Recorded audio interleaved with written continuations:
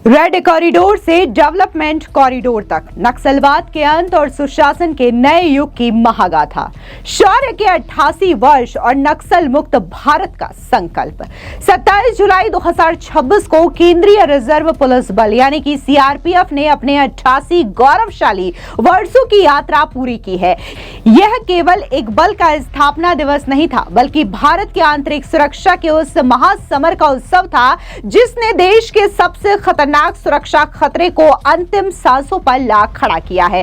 प्रधानमंत्री नरेंद्र मोदी और केंद्रीय गृह एवं सहकारिता मंत्री अमित शाह ने सीआरपीएफ के अदम्य साहस, सर्वोच्च बलिदान और समर्पण को नमन करते हुए देश को आश्वस्त किया है कि 31 मार्च 2026 तक भारत वामपंथी उग्रवाद से पूरी तरह मुक्त होने की दहलीज पर है। सीआरपीएफ का कायाकल्प, जवानों का सम्मान, सुरक्षा और आधुनिकीकरण। प्रधानमंत्री मोदी के नेतृत्व और गृह मंत्री अमित शाह के मार्गदर्शन में राष्ट्रीय सुरक्षा नीति का एक मूल मंत्र तय किया गया। देश की सुरक्षा तभी संभव है जब सुरक्षा में तैनात जवानों का कल्याण सुनिश्चित हो। मोदी सरकार ने सीमा और आंतरिक सुरक्षा में तैनात बलों के लिए ऐतिहासिक कल्याणकारी कदम उठाए। आयुष्मान सीएपीएफ योजना, जवानों और उनके परिवारों के लिए कैशलेस स्वास्थ्य सेवा, सीएपीएफ ई आवास पोर्टल यानी कि आवास आवंटन प्रक्रिया को पारदर्शी और सुगम बनाया गया। सीएपीएफ पुनर्वास योजना एवं WARB यानी कि सेवानिवृत्त जवानों और उनके आश्रितों के पुनर्वास व वित्तीय सुरक्षा का पुख्ता प्रबंध। मानद रैंक व ऑपरेशनल कैजुअलिटी सर्टिफिकेट यानी कि पात्र जवानों को भारतीय सेना के समान सम्मान और त्वरित सुविधाएं प्रदान की गई। मॉडर्नाइजेशन +4 यानी कि तकनीक और हथियारों से लैस जवान। गृह मंत्रालय ने मॉडर्नाइजेशन +4 के जरिए सुरक्षा बलों को आधुनिक नाइट विजन डिवाइसेस, अत्याधुनिक संचार उपकरण, बुलेट प्रूफ व्हीकल्स, आधुनिक ड्रोन और उच्च श्रेणी के हथियारों से लैस किया। नतीजन अभियानों की सटीकता बढ़ी और जवानों की हताहत दर में रिकॉर्ड गिरावट दर्ज की गई। दूसरा मोर्चे पर अग्रिम नेतृत्व। गृह मंत्री अमित शाह का सीधा जुड़ाव जब लाल गलियारे के अति संवेदनशील इलाकों में जाना सुरक्षा की दृष्टि से एक बड़ी चुनौती माना जाता था, तब गृह मंत्री अमित शाह ने एसी कमरों के बजाय सीधे ग्राउंड जीरो का रुख किया। नेतृत्व केवल आदेश देने से नहीं, बल्कि जवानों के साथ कंधे से कंधा मिलाकर के खड़े होने से सिद्ध होता है।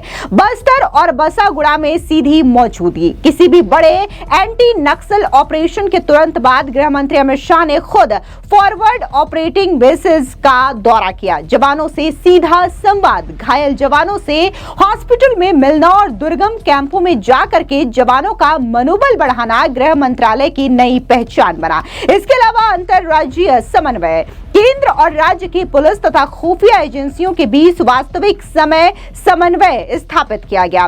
तीसरा, माओवादी गढ़ों पर तिरंगा फहराया गया।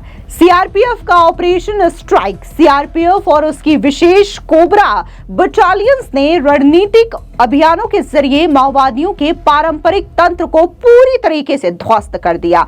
ऐतिहासिक एंटी नक्सल ऑपरेशन ब्लैक फॉरेस्ट, इस अकेले अभियान ने 27 हार्डकोर माओवादी ढेर किए। ऑपरेशन ऑक्टोपस, डबल बुल और चक्रबाधा, इन ऑपरेशंस ने पीपुल्स लिबरेशन गुरिल्ला आर्मी की कमर तोड़ करके रख दी। अवैध किलो की वापसी। दशकों तक माओवादियों ने नो गो जोन रहे बुढ़ा पहाड़, पारसनाथ, बरमसिया, चक्रबाधा, करेर गुठलू और अबूझमार जैसी रणनीतिक गढ़ों पर सुरक्षा बलों ने फिर से सरकारी नियंत्रण स्थापित किया और नए सुरक्षा कैंप स्थापित किए। चौथा, जीरो टॉलरेंस रणनीति यानी कि 3 स्तंभ, संवाद, सुरक्षा और समन्वय।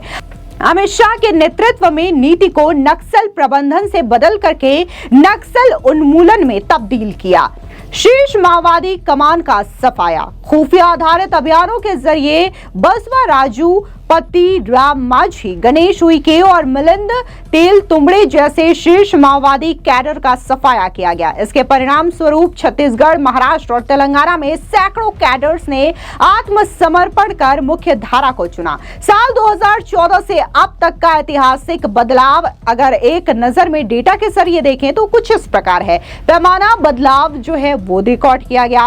नक्सली हिंसा में कमी जो है वो 56% की देखने को मिली। सुरक्षा बलों की शहादत में कमी 75% तक हुई और नागरिकों की मृत्यु में कमी 70% तक हुई। इसी के साथ ही बड़ा बदलाव यह है कि साल 2014 में देश के 126 जिले नक्सल प्रभावित थे। प्रधानमंत्री मोदी के नेतृत्व और गृह मंत्री अमित शाह के मार्गदर्शन में 2026 तक यह संख्या घट करके सिर्फ एक चिंताजनक जिले तक सीमित रह गई है और अत्यधिक प्रभावित की श्रेणी से पूरी तरीके से खत्म हो चुकी है। पांचवा, आर्थिक चोट और विकास की दास्तक। रेड से डेवलपमेंट कॉरिडोर, सुरक्षा अभियानों के साथ साथ विकास की तेज रफ्तार ने लाल गलियारे की तस्वीर हमेशा के लिए बदल करके रख दी है। इंफ्रास्ट्रक्चर का विस्तार, 594 फोर्टिफाइड पुलिस स्टेशन, 408 नए सुरक्षा शिविर और 12,211 किलोमीटर ऑल वेदर सड़कों का जाल बिछाया गया। आर्थिक रीढ़ पर प्रहार, प्रवर्तन निदेशालय यानी कि ईडी और एनआईए की संयुक्त कार्रवाइयों से माओवादियों की